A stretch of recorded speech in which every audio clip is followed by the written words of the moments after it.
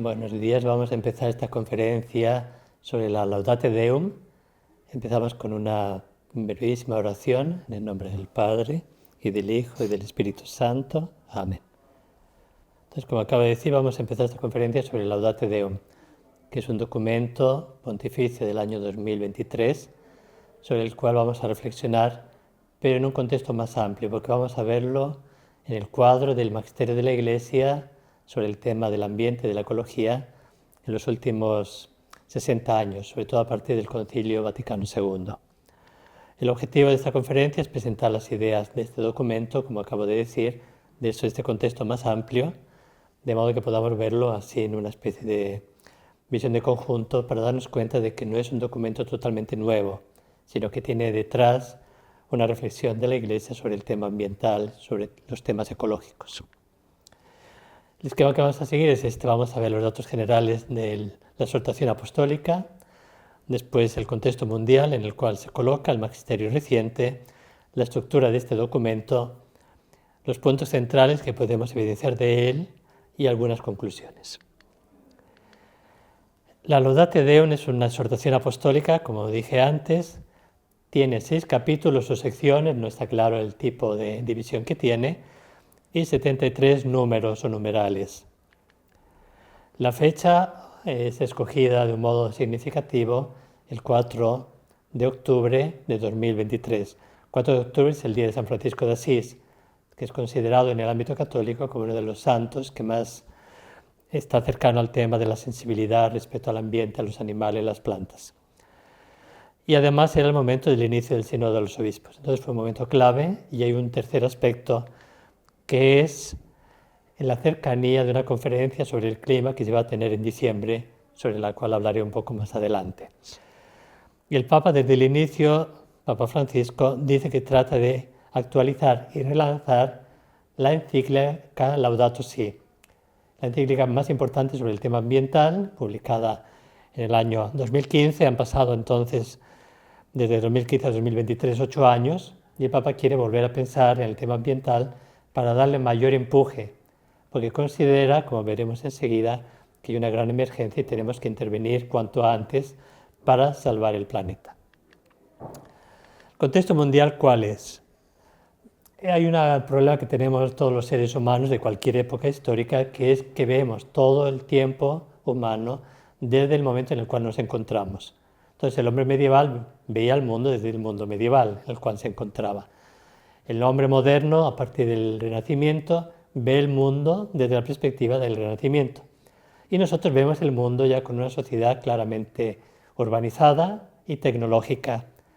Y por lo tanto vemos todo el mundo de atrás en la perspectiva de lo que estamos viviendo nosotros.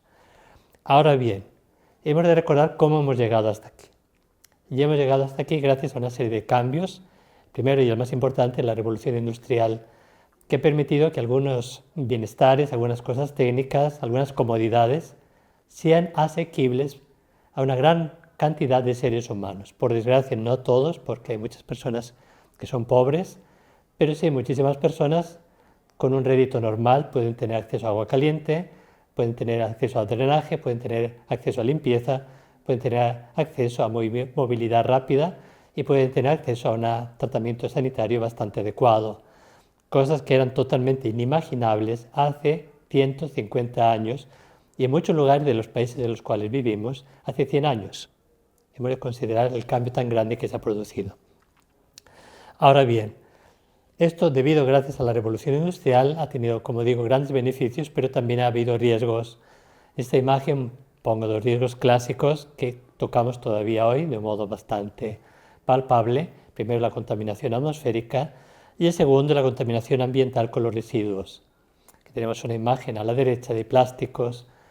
Es interesante pensar que hace un siglo, cuando se encontraron la química para elaborar los plásticos, fue presentada como una gran conquista de la humanidad. Hoy es un gran problema porque no sabemos qué hacer para gestionar los desechos de plásticos. Hay intentos de mejorar la química, a veces se hablan de que hay una bacteria que puede comerlos, etcétera, etcétera, pero todavía es un gran problema cómo manejar toda la basura plástica que tenemos en el planeta. También hay problemas de consumo de energía, que es muy elevado. Y hay una tecnología que prácticamente lo invade todo. Ahora yo estoy haciendo una clase en un ambiente totalmente tecnológico, que era impensable en un mundo distinto, donde todo era contacto directo con la naturaleza. También había cosas técnicas, había casas, había fuentes, había cosas inventadas por el hombre, pero el hombre tocaba inmediatamente la naturaleza, cosa que no ocurre en muchas personas que viven en ciudades donde prácticamente tienen muy poco contacto con el mundo natural. Y hemos pasado de una visión de tipo optimístico, donde se creía que el progreso iba a arreglar todos los problemas humanos, a una visión mucho más pesimista. Aquí he puesto dos imágenes de conflictos bélicos. A la izquierda son imágenes de consecuencias de la Primera Guerra Mundial, que dañaron notablemente los lugares donde había batallas, y a la derecha una imagen de una de las dos explosiones atómicas de Hiroshima y Nagasaki. Y ahí se muestra cómo la tecnología se puede usar para destruir, para dañar al ser humano, con daños de personas, una grandísima cantidad de muertos, y daños ambientales. Las bombas atómicas dejan radiaciones por muchos años. Entonces estamos notando también que hay una gran serie de cambios climáticos. Esta es una característica de los últimos 40-50 años. Quizá antes no había tanta conciencia de los cambios climáticos, pero ahora hay una grandísima sensibilidad hacia lo que se llama el cambio climático. Curiosamente se ha interpretado en dos maneras. En los años 70, no en modo dominante, pero sí de un modo con una cierta relevancia, se tenía miedo de que iba a haber un enfriamiento global. Por culpa de los gases se pensaba que se iba a enfriar el planeta y por lo tanto se daba la alarma del peligro de un enfriamiento planetario. Mientras que actualmente, a partir sobre todo de los años 80, se tiene el miedo opuesto, más bien de un calentamiento global. Un calentamiento que desde luego podrá implicar que en algunas zonas va a haber un mayor frío por cambios de corrientes del agua, pero en general todo el planeta se va a calentar mucho más, van a aumentar las zonas desérticas, se van a derretir los polos, sobre todo el polo ártico del norte, también la Antártida va a sufrir bastante con el calentamiento global y pérdida de hielos, la pérdida de los glaciares y sobre todo problemas de sequía en diferentes partes del planeta. Esto ha permitido que surjan una serie de discusiones y debates sobre el peligro de la tecnología. Ya el mundo antiguo había dado señales de alarma del peligro de una técnica que es capaz del control del hombre. Pero ha sido el siglo XX el que más ha pensado en esta problemática. Y hay autores muy importantes, aquí menciono tres: Martin Heidegger, Romano Guardini y Hans Jonas. Está en la foto, es Hans Jonas, del cual hablaremos varios momentos porque es un autor muy importante y muy relevante sobre el tema que vamos a abordar en esta plática. Hay otros temas conectados con estas discusiones. Está el tema del mito del progreso, que ha entrado en crisis. También están nuevos modos de pensar la técnica, si es una ayuda o es un límite para la especie humana. El tema del desarrollo de los pueblos, porque hay pueblos que no acceden a la técnica de modo igual. Pueblos donde hay muy pocos recursos tecnológicos, donde todavía hay hambre, todavía hay problemas sanitarios, donde hay poco acceso a las medicinas, etc. Y luego todavía se mantienen en el planeta desequilibrios económicos y sociales. A niveles regionales, regiones más pobres y regiones más ricas, pero incluso en los países más ricos, y basta con caminar a algunas grandes ciudades, yo estoy aquí hablando desde Roma, aquí en Roma uno puede caminar por las calles y encontrarse en la calle gente pobre, que duerme en la calle, cubiertas con mantas, con trapos, con cartones. Entonces la pobreza no es solamente geográfica, sino que también toca incluso las zonas más industrializadas, más ricas del planeta. Vamos a ver en este contexto mundial qué ha dicho el magisterio de la Iglesia, como he dicho al inicio, a partir del Vaticano II. El primer dato que notamos es precisamente este. El documento del Vaticano II que más toca temas relativos al cambio del mundo en los últimos siglos es la Constitución Pastoral Gaudium Spes, aprobada por el Concilio Vaticano II, que habla de un modo bastante positivo sobre el tema de la tecnología, las grandes conquistas humanas. Da alguna pequeña señal de alarma, sobre todo con el peligro de que el hombre llegue a considerarse como independiente de algunas leyes naturales, crezca su vanidad, su orgullo, y por lo tanto llega a considerarse independencia de Dios, lo cual es peligroso.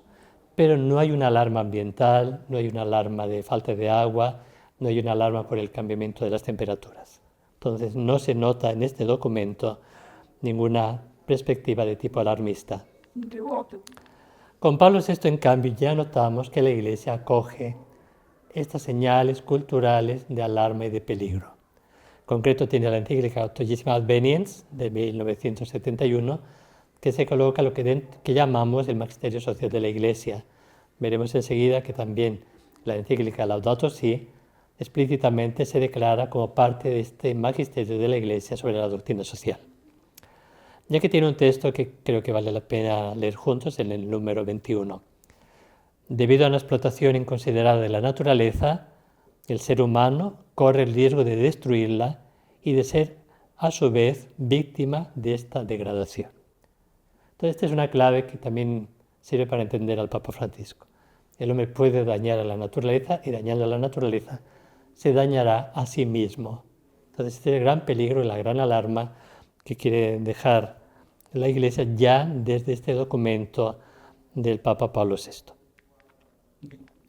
Juan Pablo II tiene 3 documentos que ahora vamos a leer, son textos un poco más largos y los he sacado de las diapositivas, que tocan este tema. Hay más textos, pero he escogido 3 de 3 documentos importantes.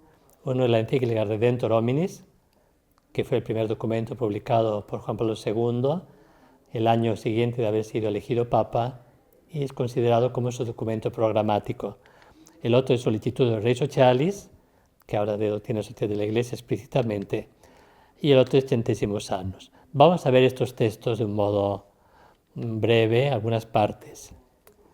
Aquí vemos un primer texto de Redemptor Hominis. En el número 8, dice así el texto, lo leo con ustedes. El inmenso progreso jamás conocido que se ha verificado particularmente durante este nuestro siglo, en el campo del dominio del mundo por parte del hombre, no revela quizá él mismo, y por lo demás en un grado jamás antes alcanzado, esa multiforme sumisión a la vanidad. Aquí el Papa está alarmando, dando una señal, un aviso, de que hay un progreso nunca imaginado y que podría ser peligroso por esa vanidad. Los griegos hablarían de hybris, por ese deseo descontrolado de poder. Y continúa el texto.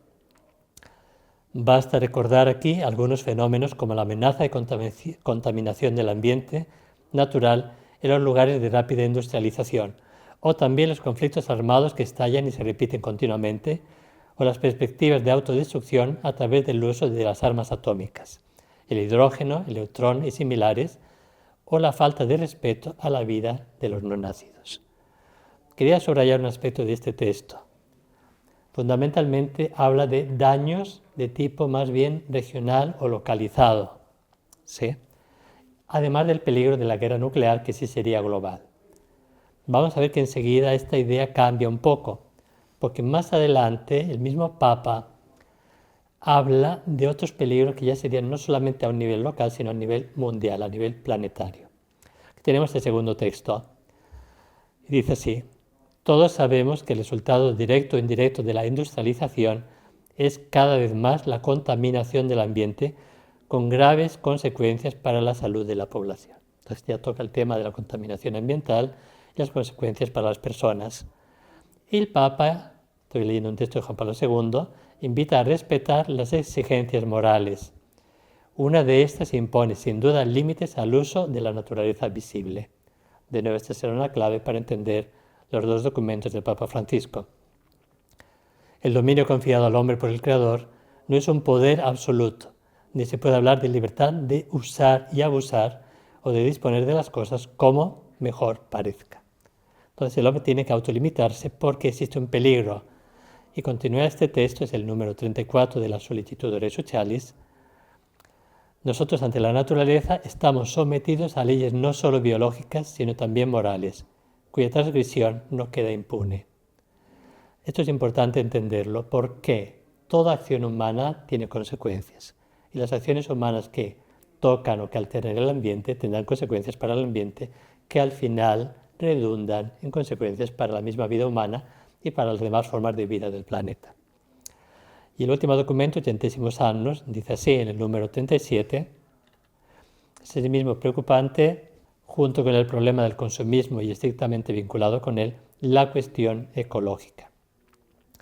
El hombre impulsado por el deseo de tener y gozar, más que de ser y de crecer, consume de manera excesiva y desordenada los recursos de la tierra y su misma vida. En la raíz de la insensata destrucción del ambiente natural hay un error antropológico. Veremos que esta idea también ha sido recogida por el Papa Francisco. Salto algunas líneas, leo la parte que está marcada en amarillo. El hombre cree que puede disponer arbitrariamente de la tierra, sometiéndola sin reservas a su voluntad, como si ella no tuviese una fisonomía propia y un destino anterior dados por Dios, y que el hombre pueda desarrollar ciertamente, pero que no debe traicionar. En vez de desempeñar su papel de colaborador de Dios en la obra de la creación, el hombre suplanta a Dios y con ello provoca la rebelión de la naturaleza más bien tiranizada que gobernada. Aquí aparece una nueva idea, que la naturaleza puede responder a la agresión que el hombre hace sobre ella de modo, podríamos decir, en modo metafórico, autodefensivo, lo cual significa que podría ser que la naturaleza al final nos dañe. Y al final, el Papa, en este número 37 de Centésimos Annos, el Papa Juan Pablo II, dice: a este respecto, la humanidad de hoy debe ser consciente de sus deberes y de su cometido para con las generaciones futuras. Y aquí de nuevo un elemento nuevo. Hasta ahora hemos hablado del daño al ambiente a nivel local, después del daño al ambiente a nivel planetario, y ahora el Papa introduce el tema de las generaciones futuras. Lo que nosotros estamos haciendo ahora en el planeta Tierra puede dañar y afectar la calidad de vida del futuro de la humanidad. Veremos que esta idea se trova en Hal Jonas, pero decirlo un poco más adelante, pero es una idea que la Iglesia prácticamente ha ido recogiendo en los últimos años, ya empezando con Juan Pablo II. Vamos a ver, Benedicto XVI también ha hablado muchísimo del tema ecológico, me fijo solamente en su encíclica Caritas in Veritate, y aquí leeré un texto que vamos a encontrar en la pantalla. En el número 48, Benedicto XVI dice lo siguiente: el tema del desarrollo está también muy unido hoy a los deberes que nacen de la relación del hombre con el ambiente natural. Este es un don de Dios para todos, y su uso representa para nosotros una responsabilidad para con los pobres, las generaciones futuras y toda la humanidad. El hombre interpreta y modela el ambiente natural mediante la cultura, la cual es orientada a su vez por la libertad responsable, atenta a los dictámenes de la ley moral. Por tanto, los proyectos para un desarrollo humano integral no pueden ignorar a las generaciones sucesivas, sino que han de caracterizarse por la solidaridad y la justicia intergeneracional, teniendo en cuenta múltiples aspectos como el ecológico, el jurídico, el económico, el político y el cultural. Este texto es muy interesante porque está hablando del desarrollo, está hablando de la solidaridad con los demás seres humanos y también una solidaridad intergeneracional, la idea de generaciones futuras que ya habíamos encontrado en Juan Pablo II. Mencionamos ahora brevemente la Laudato Si, que es un documento muy rico, muy largo, muy complejo, muy articulado. Nosotros vamos a fijarnos en Laudate Deum, pero sí tenemos que tener en cuenta la Laudato Si, que es el punto de partida para lo que vamos a decir enseguida. Este documento fue publicado en mayo de 2015 en vistas, el Papa tenía eso en mente, en la conferencia sobre el clima de París del año 2015. Fue un esfuerzo muy grande de muchos países del mundo para hacer una intervención fuerte en el tema ambiental. Y el Papa decía, Papa Francisco, la Iglesia tiene que aportar su contribución, tiene que decir lo que piensa y lo que podemos aportar en este tema ambiental. Y por eso publicó la Laudato Si. Vamos a ver la Laudato Si como ella misma se explica a sí misma, es decir, como el Papa Francisco explica su propia encíclica. El texto lo encontramos aquí. Es el número 15 de la Laudato Si. El Papa explica la estructura, tiene 6 capítulos, aquí sí son capítulos, y el Papa lo explica de esta manera, Papa Francisco. Espero que esta carta encíclica, que se agrega al magisterio social de la Iglesia, lo había dicho antes, que este tema de la preocupación ambiental se inserta en este gran camino de la Iglesia de doctrina que llamamos magisterio social. Nos ayuda a reconocer la grandeza, la urgencia, la hermosura del desafío que se nos presenta. En primer lugar es el capítulo primero de Laudato Si. Haré un breve recorrido por distintos aspectos de la actual crisis ecológica. Este es el típico método de ver dónde estamos, qué está pasando, con el fin de asumir los mejores frutos de la investigación científica actualmente disponible, dejarnos interpretar por ella en profundidad y dar una base concreta al itinerario ético y espiritual como se indica a continuación. El primer punto entonces de la Laudato Si es conocer cómo estamos con la ayuda de la investigación, lo que dice la ciencia, lo que dicen los expertos en el tema.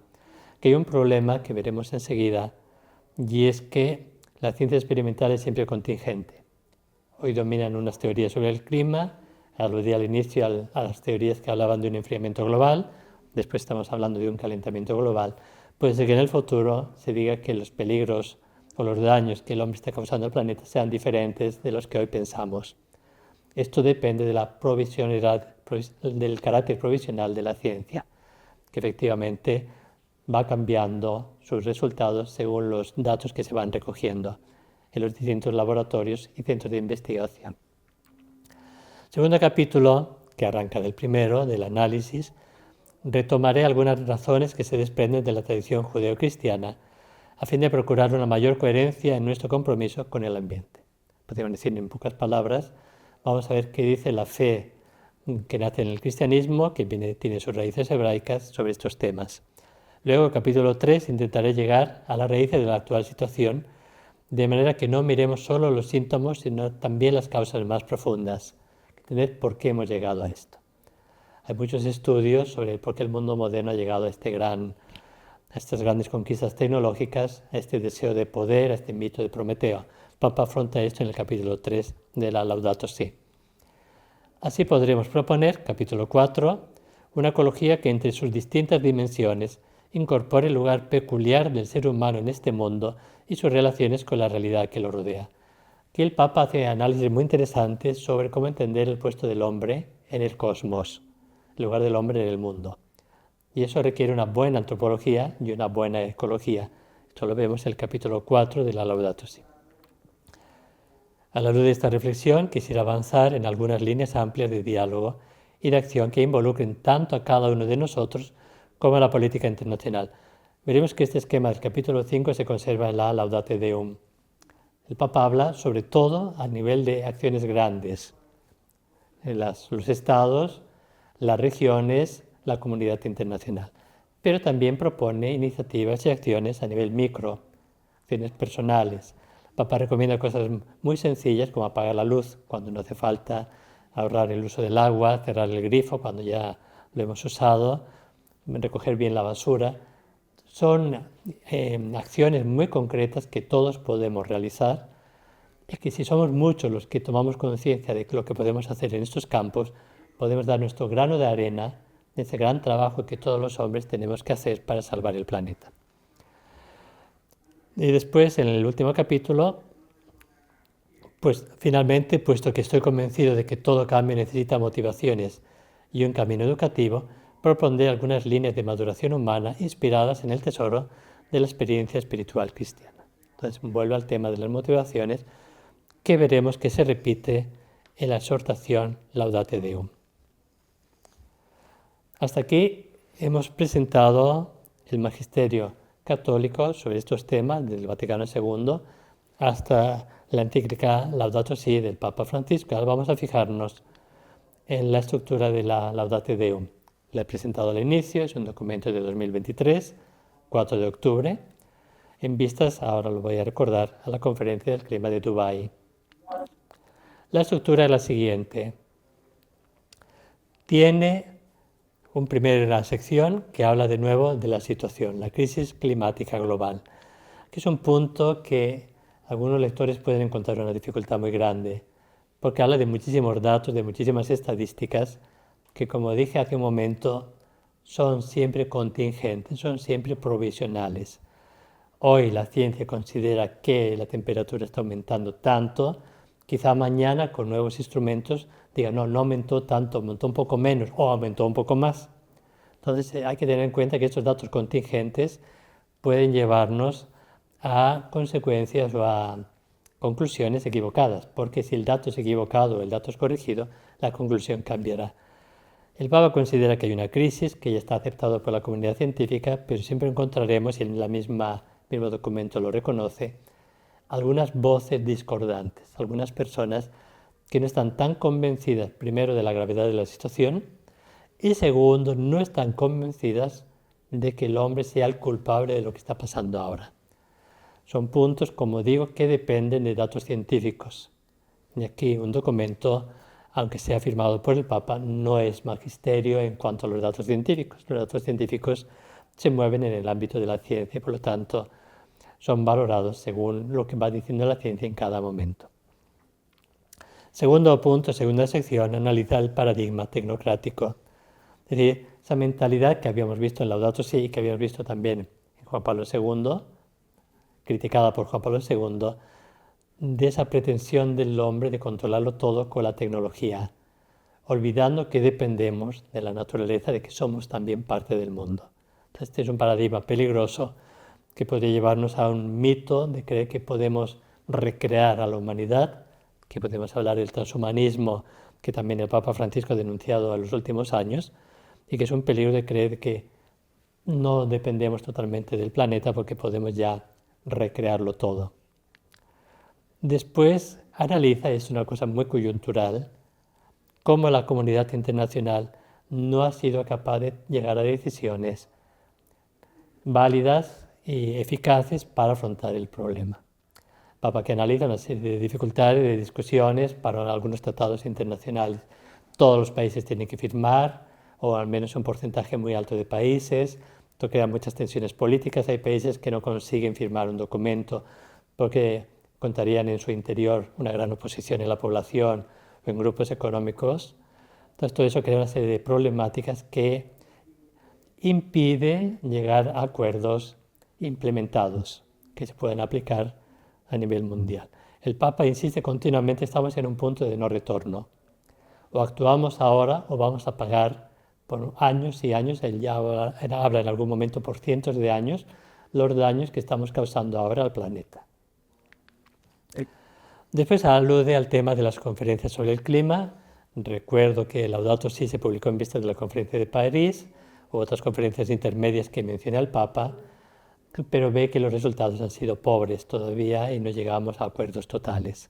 Y estamos en vistas a la conferencia de Dubái, que es la que el Papa en la sección quinta afronta.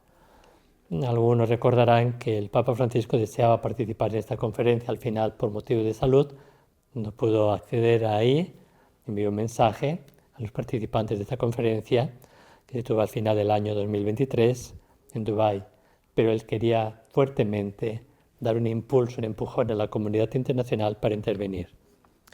Y el último punto, semejante a la Laudato Si, vuelve al tema de motivaciones espirituales.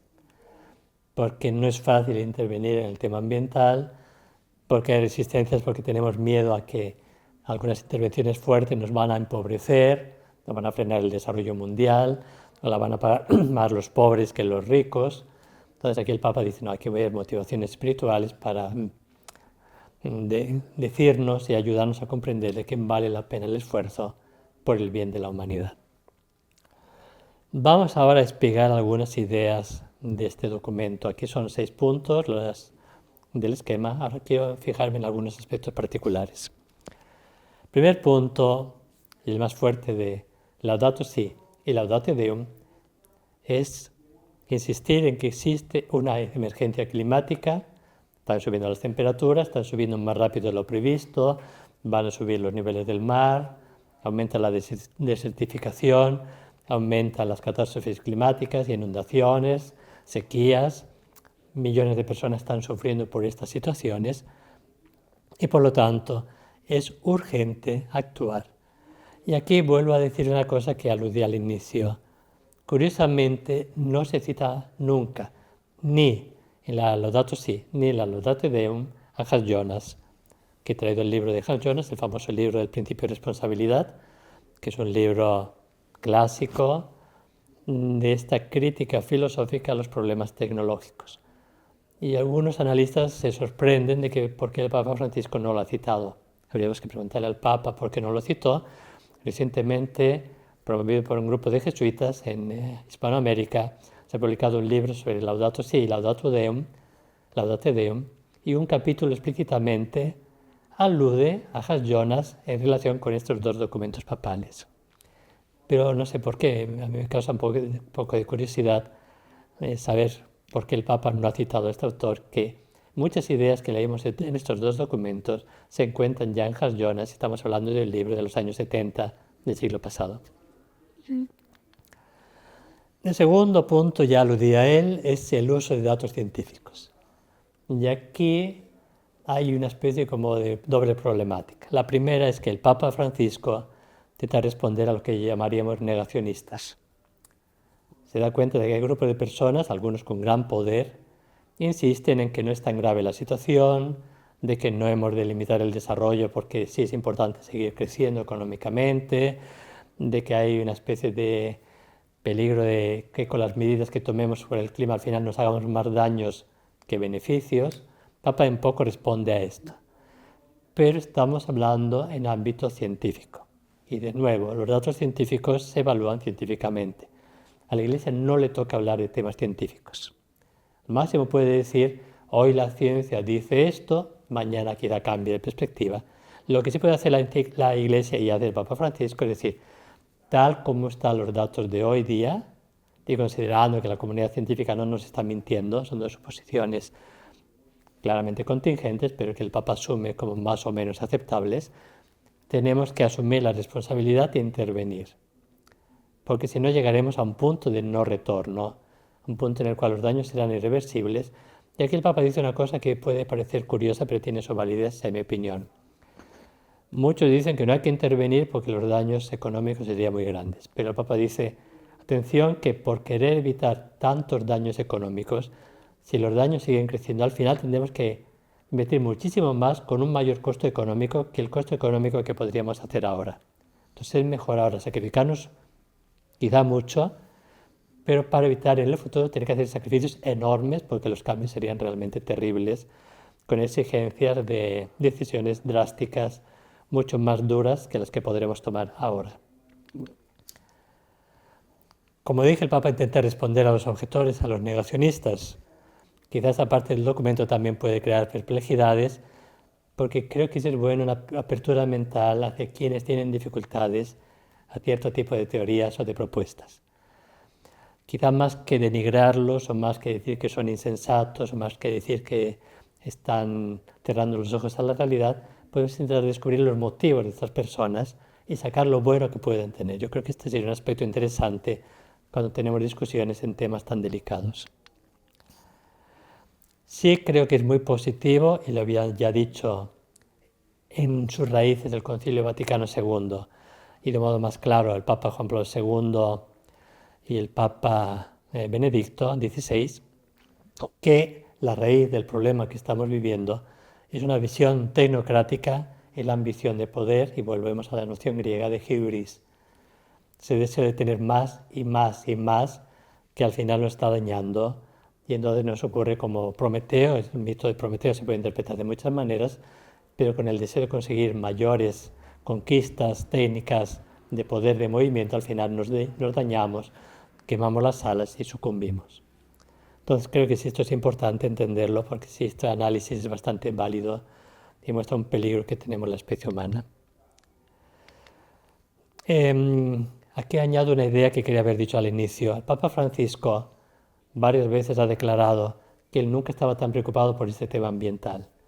Si leemos su primer documento, que es el Evangelii Gaudium, que sería el documento programático de Papa Francisco, el tema ambiental aparece poquísimo, solamente en una alusión rápida, se está presente pero muy poco, sin ninguna centralidad.